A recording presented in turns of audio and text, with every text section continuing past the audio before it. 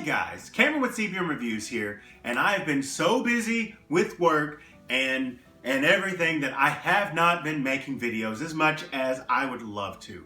But I have taken some time out of my busy and very needy schedule to play Spider-Man Miles Morales on the PS4 because I'm not made of money for that PS5. I'm going to tell you the things that I liked, the things I didn't like, and I'm going to try not to spoil it too much, but I did want to give a little bit more of a personal reaction to some of the things that are in this game, and we're about to get started. Before we dive right into this review, I want to thank you for clicking on this. I know you didn't have to, but you did, and I am very appreciative. If you could do me a favor and hit that like button, it really raises the visibility of my channel and this video. Also, if you're a fan of this sort of thing, or maybe even comic book movie reviews or TV reviews, hit that subscribe button. And last but certainly not least, if you want to know as soon as I post anything, hit that notification bell. You'll know as soon as anything comes out. Miles Morales is a fairly new character. He's not even 10 years old. He was created in 2011 by Brian Michael Bendis for the Ultimate Comics universe, and his popularity just blew up. He was then ported to the regular Marvel universe, and he's been in cartoons, an excellent movie that came out a couple years ago, and now his own game, which was also a launch game for the console of the PS5. He's a legacy character because he's not the first Spider-Man, but it's somewhat unique because he's not taking over the role completely from the first Spider-Man, but he's being mentored by the original. And this is where we see the game start off. Miles is doing the training with Peter, and what Miles doesn't know is that Peter's actually about to take a trip with MJ, and Miles is going to be New York City's only Spider-Man for a temporary basis. And as you play this game, Miles has a steep learning curve that he has to go through, and that's just different from the Spider-Man game that we played before, whereas that first Spider-Man, Peter had been doing this for 8 years. Miles literally just started, taking a superhero class and getting bitten 101. But even though you're playing as a different character, this has a very close feel to the original Spider-Man game. The web swinging mechanics are very fluid, they're responsive, everything looks great in them. Even the tutorial is very similar. You have to fight some low-level goons and learn the basics with combat, and then as you progress through this first mission, you fight a challenging boss, and so you get an idea of how to really utilize your character to the fullest potential, at least on the first go-round. And just like in the first game, there are collectibles, challenges, enemy bases to raid, lots of random encounters, skills to unlock, gadgets to upgrade, a variety of costumes, and a sprawlingly, seemingly alive New York City to explore. However, the feel of this game is quite different from the predecessor, and I've noticed that it has divided some fans. There is a theme of black excellence and black pride in this game that a lot of people weren't expecting. As the player, you're definitely coming into this wanting to play this new version of Spider-Man, but as Miles, it's a completely different climate than what you experience as playing Peter and Spider-Man. One of the things that's different about this is that you are introduced to a very different feeling of Harlem and Brooklyn than you were in the first game. It's a lot more vibrant. There are a lot more people of color going around. There are characters that you meet frequently in this. I see you, Haley. And then as you go through the city, there's also murals, and there's a lot of artwork that you see, and it's just gorgeous. There's a lot more to it in this game than there was in the previous game. And even when talking about the feel of the game, the music is completely different from the first game. Whereas that first game has this orchestral, like overarching superhero feel, this one has some beats that make you want to nod your head. Like the music really slaps in this game. Not only has Harlem and Brooklyn gotten an upgrade, but so has Spider-Man in this iteration. This one comes with a couple of new powers. One of them is bioelectricity. With this power, Miles can shock opponents, he can jump higher, he can actually fly for a temporary amount of time, he can power up generators, or he can sap reactors of their energy. There's a lot of versatility that he has with this power. There's another mechanic that comes along with his powers, and that is one of temporary invisibility.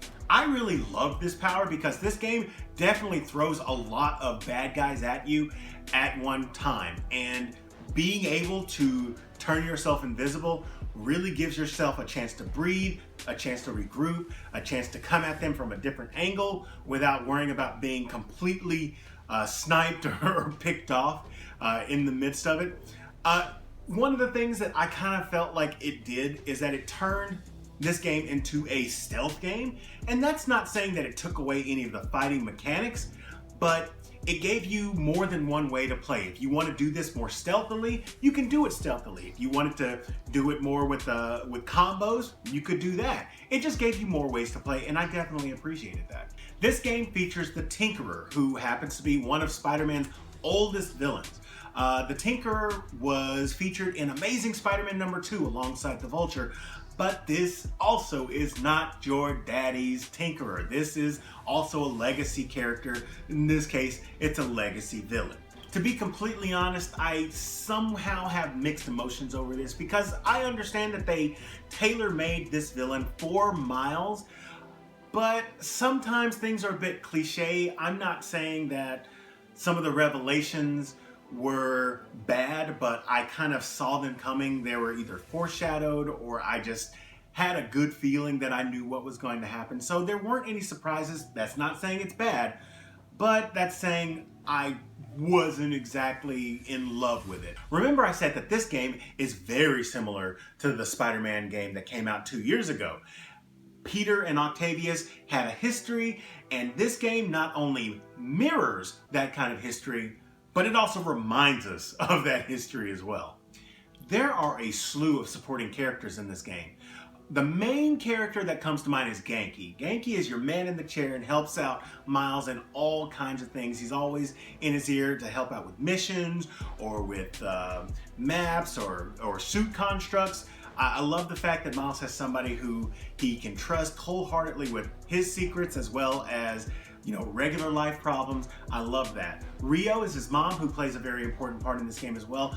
She's kind of like the Aunt May archetype, but I wish that they would have done something a little bit different with her personality. Not saying that there's something wrong with Rio in this game. She's very understanding, but she's too understanding. I wanted to see Rio get mad a couple times. I wanted her to start griping at Miles in Spanish. I would have been like, yes, that's what I was looking for. Maybe that's a little whatever, but I'm just being honest. I want to see Aunt May archetype with a little bit of pepper.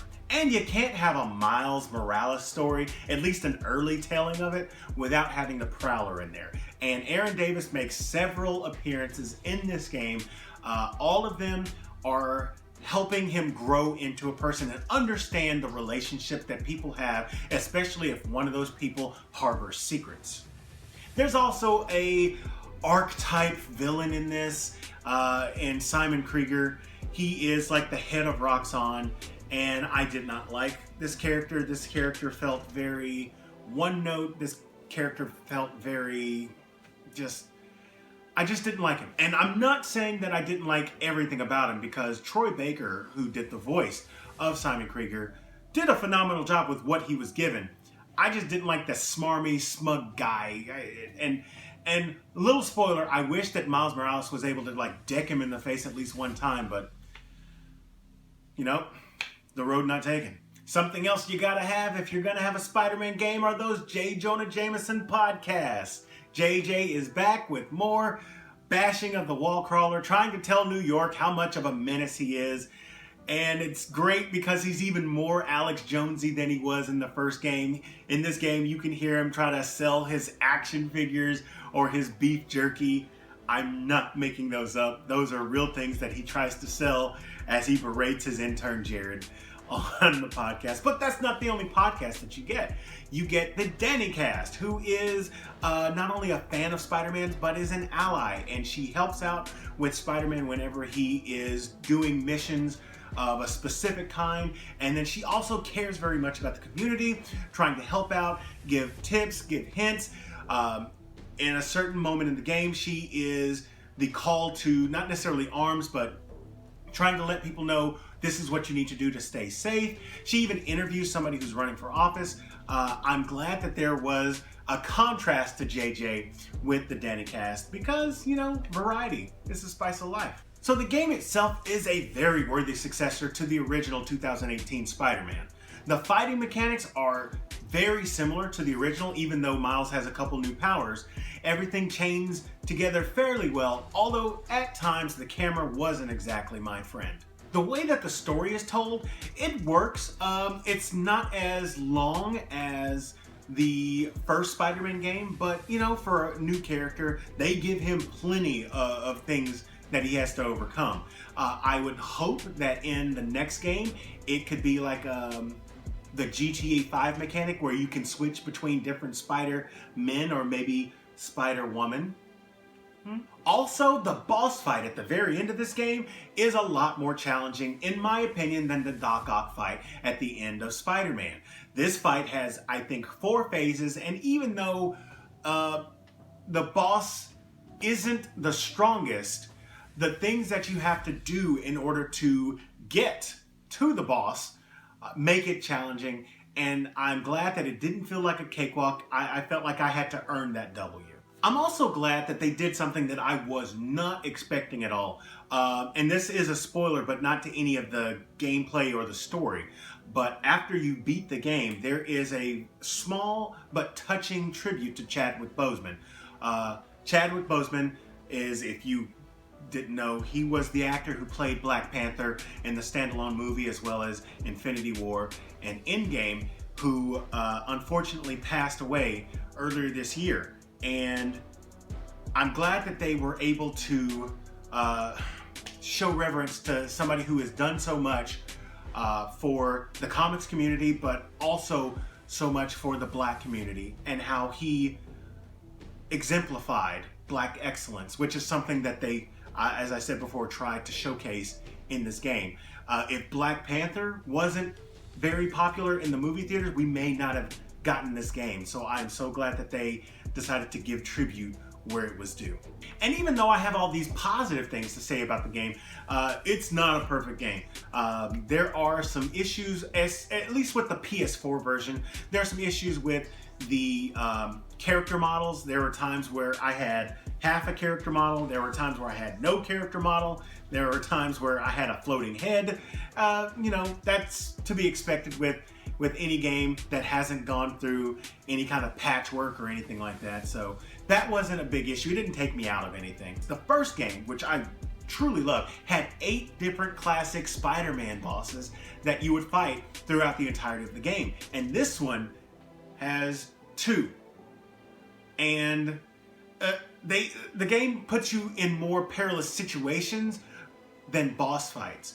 And even though the situations themselves, they were entertaining and they were sometimes challenging, they didn't have that iconography that you get when you're fighting, you know, the Vulture and Electro at the same time, or if you're fighting Doc Ock on the top of a skyscraper. You know, there were so many different fights that the first game had that this one didn't have as much. There were situations and chases and things of that nature, but, you know, I like more bad guys, Spider-Man bad guys. I wish there were more.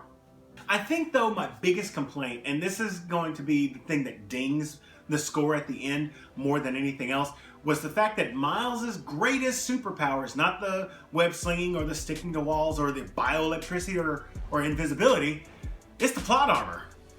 The things that Miles survives in this game is ridiculous. The fact that he didn't disintegrate from the inside out, or he didn't turn into windshield pancakes, is beyond me, because Miles goes through so much damage in this game and survives with, you know, barely any kind of lasting problems at all. It's ridiculous.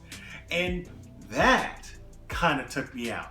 I need for Miles, if he's going to go through something dangerous, I need for that danger to be palpable. I need for that danger to be real. And whenever he barely has any problems after getting out of a super tough scrape, that takes me out. And that was my biggest issue with the game. Overall, this game is a load of fun, and I'm still going through it, making sure that I collect everything, getting all the challenges and the costumes, and really soaking in the full aesthetic of it. So this score that I'm willing to give right now is not of the full 100%, but it's about like 95%. I give this an 88. The shorter story and the fewer villains hurt the iconography that is Spidey, but that's not to say it was bad. A few cliche moments didn't help either, especially from the aforementioned Roxxon employee. And then, of course, the abundance of plot armor that takes me out whenever I'm wanting to sense that spider dread. I didn't sense it. Najee Jeter, who did the role of Spider-Man, who's done the role of Spider-Man in cartoons as well, did a fantastic job as Miles Morales. Yuri Lowenthal returns as Peter Parker. He did a great job. Everybody does an excellent job in their voice acting roles, but I did want to definitely give those two a nod. And with the exception of some texture or loading things, I didn't have any graphics issues with the game. To wrap it up, this game is kind of what I needed to get us out of the 2020 doldrums, because we need some positivity to come out of this year. We're not getting that much, and this game definitely delivered some of that. To sum up this game in just 2 words, and to paraphrase a certain Marvel character, Harlem Forever. So that's my review of Spider-Man Miles Morales, in this case on the PS4. Let me know what you thought about it in the comment section down below. You enjoyed this video, hit that like button, and if you're new here, subscribe to the channel. Share this with your friends, and as always, this is Cameron with CBM Reviews. We'll see you next time.